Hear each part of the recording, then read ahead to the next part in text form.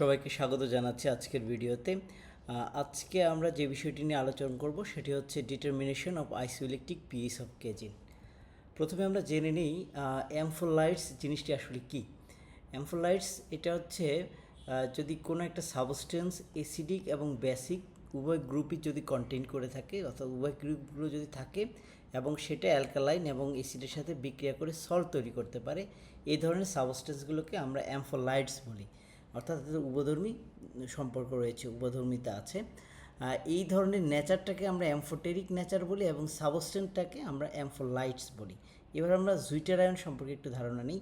জুইটার ion হচ্ছে একটা molecules যেটা equal number of positive and negative charge, অর্থাৎ পজিটিভ এবং নেগেটিভ চার্জ যদি ইকুয়াল নাম্বার হয় এবং নেট চার্জ যদি জিরো হয় এবং যদি ইলেকট্রিক ফিল্ডে যদি কোনো মুভমেন্ট না করে, তাহলে আমরা তাকে বলবো জুইটার আয়ন। তার মানে জুইটার আয়ন হওয়ার প্রথম এবং প্রধান শর্ত হচ্ছে নেট চার্জ জিরো হবে। এবং এটার আরেকটা নাম হচ্ছে ডাইপোলার আয়ন বা ইনার সল্ট বা হাইব্রিড আয়নও বলা হয়। আমরা যদি একটু অ্যামাইনো অ্যাসিডের দিকে যাই, অ্যামাইনো অ্যাসিডের দিকে তাকাই, আমরা দেখব যে NH2টা প্রোটনেটেড হয়ে NH3+ এবং COOHটা ডিপ্রোটনেটেড হয়ে COO যখন হয়, COO মাইনাস যখন হয়, এই স্ট্রাকচারটাতে প্লাস এবং মাইনাস থাকার কারণে এটাকে আমরা জুইটার আয়ন বলছি। অর্থাৎ নেট চার্জ জিরো, এখানে +1 এখানে -1, তার মানে নেট চার্জ হচ্ছে জিরো, এটি ইলেকট্রিক ফিল্ডে মুভ করতে পারবে না, এটাকে আমরা জুইটার আয়ন বলি। যেহেতু জুইটার আয়নে পজিটিভ এবং নেগেটিভ দুটোই আছে, তাই জুইটার আয়নকে আমরা অ্যামফোলাইটসও বলতে পারি এবং এরা প্রোটন ডোনার এবং প্রোটন অ্যাকসেপ্টর হিসেবে কাজ করতে পারে। এবার আমরা যাই আইসোইলেকট্রিক পিএইচ বলতে আমরা আসলে কী বুঝি। আইসোইলেকট্রিক পিএইচ হচ্ছে অ্যামাইনো অ্যাসিডের এমন একটি পিএইচ যে পিএইচে ইলেকট্রিক ফিল্ডে মুভ করে না এবং এই পিএইচে জুইটার আয়নটা ম্যাক্সিমাম হয়, সেই পিএইচটাকে আমরা আইসোইলেকট্রিক পিএইচ বলি। এবং আইসোইলেকট্রিক পিএইচে আরও কিছু ঘটনা ঘটে, প্রিসিপিটেশনটা ম্যাক্সিমাম হয়। প্রিসিপিটেশন ম্যাক্সিমাম হয় তার মানে আমরা বলতে পারি সলিবিলিটিতে মিনিমাম হচ্ছে, এবং ইলেকট্রোস্ট্যাটিক রিপালসিভ ফোর্স যেটি আসলে দুটো মলিকুলসকে একসাথে আসতে বাধা দেয়, এই ইলেকট্রোস্ট্যাটিক রিপালসিভ ফোর্সটা মিনিমাম হয়। এই জন্য মলিকুলসগুলো একসাথে চলে আসতে পারে এবং এই জন্যই তাদের আসলে প্রিসিপিটেশনটা ম্যাক্সিমাম হয়। এবং আরেকটা কথা হচ্ছে নো নেট চার্জ, অর্থাৎ +-0, কোনো পজিটিভ এবং নেগেটিভ চার্জ থাকে না, নেট চার্জ জিরো থাকে। এটি হচ্ছে আইসোইলেকট্রিক পয়েন্ট। তার মানে আমরা যদি ফর্মুলাতে যাই, এখানে পিকে অফ কার্বক্সিলিক গ্রুপ, পিকে বলতে আমরা ডিসোসিয়েশন ফ্যাক্টর বা ডিসোসিয়েশন কনস্ট্যান্ট অফ অ্যাসিড, অর্থাৎ COOH মূলকটা যখন ডিসোসিয়েট করে ডিপ্রোটনেটেড হয় সেই পিএইচটা। এবং আরেকটা হচ্ছে অ্যামাইনো অ্যাসিড, যেটা pK dissociation constant of amino acid, amino অ্যাসিডটা যেখানে ডিপ্রোটনেটেড হয়, এই দুটোর যোগফলকে আমরা যখন 2 দিয়ে ভাগ করব সেটাকে আইসোইলেকট্রিক পিএইচ বলে। আমরা একটা উদাহরণ দেখার চেষ্টা করি। যদি আমরা গ্লাইসিন দেখি, গ্লাইসিনের পিকে যদি 2.3 হয়, 2.3 হচ্ছে কার্বক্সিলিক গ্রুপের পিকে এবং অ্যামাইনো গ্রুপের পিকে হচ্ছে 9.6, অর্থাৎ এই জায়গাটাতে হচ্ছে কার্বক্সিলিক গ্রুপের পিকে আর পিকে 2 হচ্ছে NH2 এর পিকে 2। এই দুটোকে আমরা 2 দিয়ে ভাগ দিলে যেটা পাবো সেটাকে আমরা বলছি পিআই বা আইসোইলেকট্রিক পয়েন্ট, অর্থাৎ দুটো ডিসোসিয়েশন ফ্যাক্টরকে 2 দিয়ে ভাগ করলে যেটা পাবো সেটা হচ্ছে আইসোইলেকট্রিক পিএইচ, অর্থাৎ ম্যাক্সিমাম প্রিসিপিটেশন বা ম্যাক্সিমাম জুইটার আয়নটা 5.95 হয়। এবার আমরা আরেকটু ক্লিয়ারভাবে দেখার চেষ্টা করি।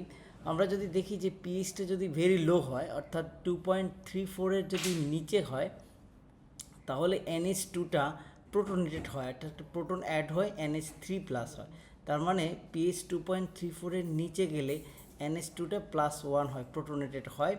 এবং যখন 2.34 এর উপরে যাবে তখন 2.34 ক্রস করলে তখন কার্বক্সিলিক মূলকটা ডিপ্রোটনেটেড হয়ে যায়, বাট স্টিল NH3+টা আছে।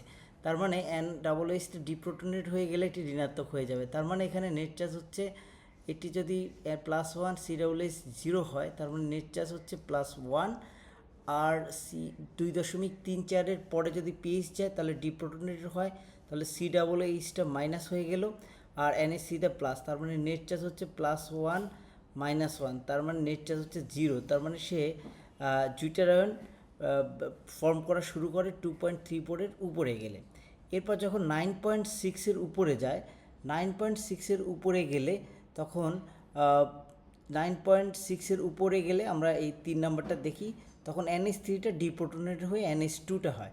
তার মানে NH3টা প্লাসটা ডিপ্রোটনেটেড হয়ে NH2 হবে এবং NH2 নেট চার্জ হচ্ছে 0 আর CAA -1, তার মানে 0 -1 নেট চার্জ হবে -1। তার মানে আমরা যদি একটু দেখি যে ডান পাশে -1, বাম পাশে +1 এবং মাঝখানে নেট চার্জটা 0 আমরা দেখছি 9.6-এর উপরে গেলে। এই যে প্রথম 2.34-এর পরে যে ডিসোসিয়েশন হয়েছে CAA-এর, এটাকে আমরা বলি pKa1, এবং 9.6-এর পরে যে NH3+টা NH2+ হলো, অর্থাৎ NH3+-এর যে ডিপ্রোটনেটেডটা হয়েছে সেটাকে আমরা বলি pKa2। এই pKa1 plus pKa2 divided by 2টাই হচ্ছে আইসোইলেকট্রিক পয়েন্ট, যেখানে ম্যাক্সিমাম প্রিসিপিটেশনটা হয়। এবার আমরা দেখার চেষ্টা করবো আসলে এটা প্রিন্সিপালটা কি।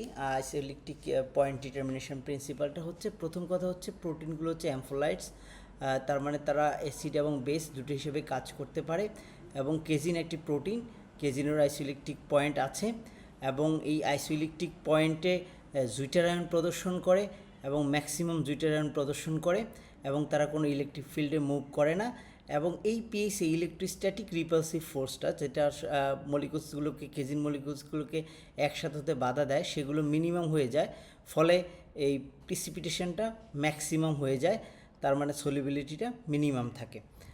এবার কি কি রিয়েজেন্ট লাগবে আমাদের? Solution of casein 0.1 normal sodium acetate লাগবে, এটি সল্ট হিসেবে কাজ করবে, আর অ্যাসিড হিসেবে 1 normal acetic acid, 0.1 normal acetic acid এবং 0.01 নর্মাল অ্যাসিটিক অ্যাসিড থাকবে।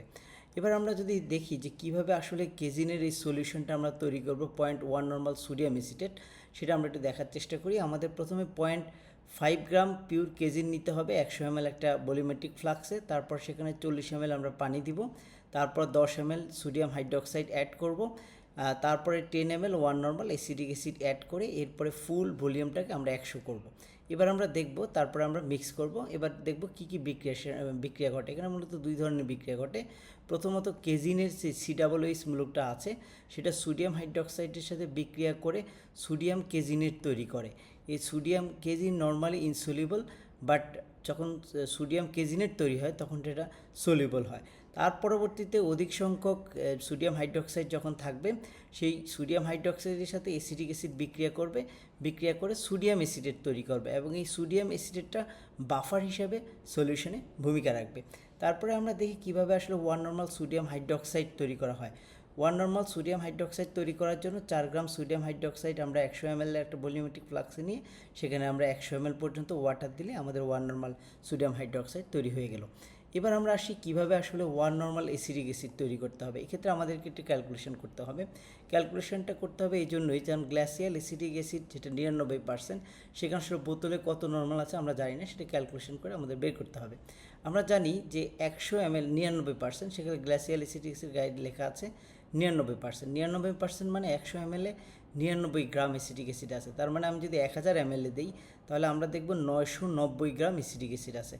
এখন আমরা জানি যে অ্যাসিটিক অ্যাসিডের নর্মালিটি অনুযায়ী 60 গ্রাম অ্যাসিটিক অ্যাসিড, এটা অ্যাসিটিক অ্যাসিডের মলিকুলার ওয়েট 60.05 গ্রাম অ্যাসিটিক অ্যাসিড, অর্থাৎ মলিকুলার ওয়েটের অ্যাসিড 1000 গ্রাম 1000 ml যদি থাকে সেটাকে আমরা 1 নর্মাল বলছি। তাহলে 990 গ্রাম যে অ্যাসিটিক অ্যাসিড আছে সেটা আসলে কত নর্মাল? তার মানে 990 গ্রাম 1000 ml থাকলে সেটাকে আমরা কত নর্মাল বলবো? 990 ডিভাইডেড বাই 60.05, তার মানে 16.5 নর্মাল। তার মানে আমার বোতলে যেটা আছে সেটা 16.5 নর্মাল। এখন আমরা সূত্র অনুযায়ী N1V1 = N2V2, এই সূত্র যদি আমরা যাই তাহলে আমাদেরকে তৈরি করতে হবে 1 নর্মালের 100 ml একটা সলিউশন আমরা তৈরি করব। তাহলে আমরা কিভাবে আসলে 1 নর্মালে 100 ml একটা সলিউশন তৈরি করতে পারি? সেক্ষেত্রে আমি যদি N2 ধরি অথবা S2 ধরি, N2 হচ্ছে আমার 1 নর্মাল, আর আমার V2টা হচ্ছে 100 ml, আর আমার N1 যেটা আমি পেয়েছি এখানে সেটা হচ্ছে আমার N1টা হচ্ছে 16.5 নর্মাল, আর V1টা আমরা বের করব, রাইট। তাহলে আমরা সূত্র অনুযায়ী যদি বসিয়ে দিলে আমরা দেখব যে এখানে 16.5 into V1 1 normal into 100 ml, আমরা দেখব V1 এর মান হচ্ছে 6.06 ml। তার মানে আমি যদি 100 ml to prepare 100 ml 1 normal acid তৈরি করতে হলে আমি 6 নর্মাল গ্লাসিয়াল অ্যাসিটিক দিব, তারপর সেটাকে আমি 100 পর্যন্ত করে নিব ডিস্টিল ওয়াটার দিয়ে। তবে মনে রাখতে হবে অবশ্যই আগে ওয়াটার দিতে হবে, তারপরে অ্যাসিড অ্যাড করতে হবে।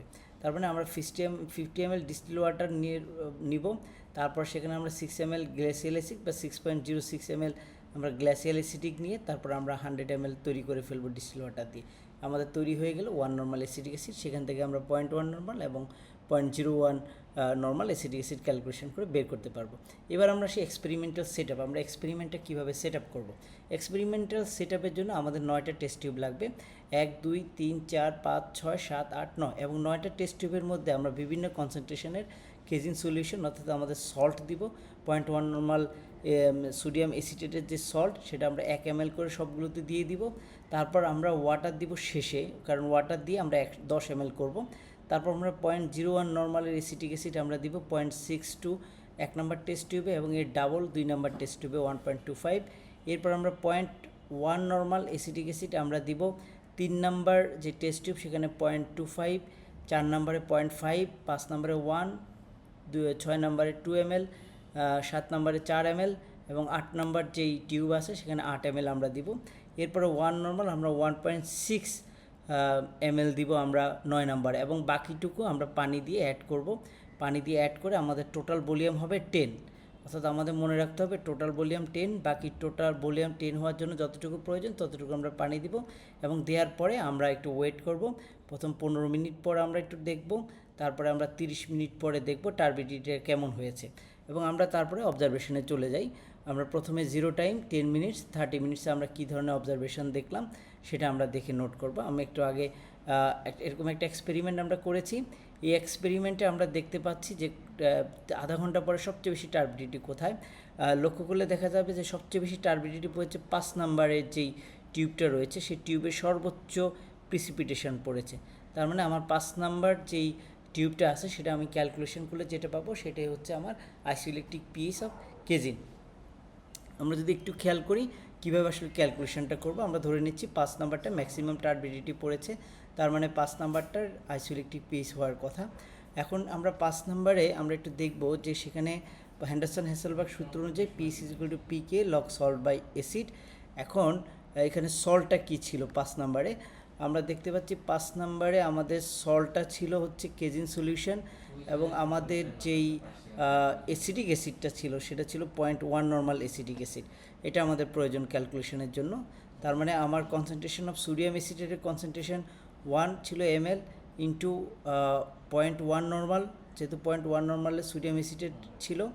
আর এখানে আমরা 1/1000 দেওয়া যায় যেহেতু 1 লিটারের, যেহেতু উভয় ক্ষেত্রে 1000 তাই আমি এটা অমিট করছি। আর অ্যাসিডিক অ্যাসিডের কনসেন্ট্রেশন যেহেতু 0.1 নর্মাল ছিল অ্যাসিডিক অ্যাসিডের স্ট্রেংথ এবং আমাদের অ্যামাউন্টও ছিল 1 ml, আমরা দুইটা গুণ দিলাম। আমরা দেওয়ার পর এবার এটা আমরা সল্ট বাই অ্যাসিডের মধ্যে বসিয়ে দিলাম, log salt divided by log acid. তারপরে আমরা লগ দুইটার মান হচ্ছে 1 লগ 1 0, তার মানে আমার পিএইচ হচ্ছে 4.76। তার মানে আমার আইসোইলেকট্রিক পিএইচটা হচ্ছে 4.76। তার মানে আমার আইসোইলেকট্রিক পিএইচটা হচ্ছে 4.76, রাইট। আমরা পেয়ে গেলাম আমাদের আইসোইলেকট্রিক পিএইচ।